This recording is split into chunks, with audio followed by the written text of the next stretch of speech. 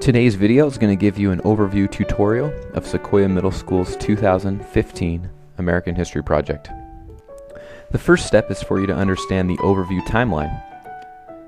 On Thursday, April 16th, you will need to begin setting up your room for the American History Project about 12:30. The presentations from the students will last between 1 and 3 p.m., with the first presentation starting at 1 o'clock and every other presentation starting roughly 20 to 25 minutes after that time. At 3 o'clock, normal student-led conference schedule will resume. There's a couple guidelines you need to know to set up your room. The picture in front of you displays what a normal configuration of rooms looks like if students are in groups, with the teacher's projector screen at the front of the room and then the blue rectangles representing student desks. This image shows what a room should look like for the American History Project. Notice that all tables and chairs that aren't being used by the judges should be pushed to the side of the room.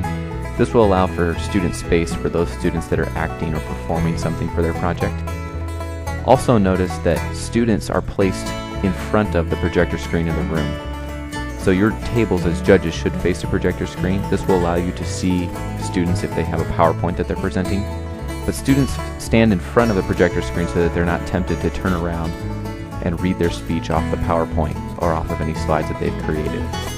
The third thing you'll notice is that one table is set off to the side for visitors. Some students have requested that their parents view their presentation.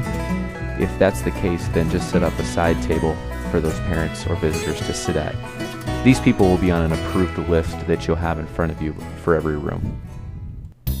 When speeches begin, the format is pretty simple. All the judges are in the back of the room with their own personal white feedback forms. Students are giving a presentation or speech for roughly 8 to 10 minutes. After that time, the judges can ask students 2 to 3 clarifying or follow-up questions. It's your choice what kind of questions you want to ask. If you have personal questions you want clarified, ask those questions. If you're struggling for what to ask the students, we have a list of pre-scripted questions that you can ask them and that they can answer. Once a student has finished their speech and you asked your questions, both the student and all the visitors leave the room. This leaves only the judges left in the room, and at this point the judges spend a few minutes just discussing the speech and deciding what grade they think the student deserves for the speech. The judges will then work together to fill out the green speech feedback form. Now in the past, Sequoia teachers have taken the lead to be kind of the head judge or the one that fills out this speech feedback form. After you fill this out, go ahead and call the student only back in, and then you can give them some verbal feedback on how you think they did and fill out the green speech feedback form. Finally, some last important notes. When a student finishes their speech, go ahead and have them leave the room.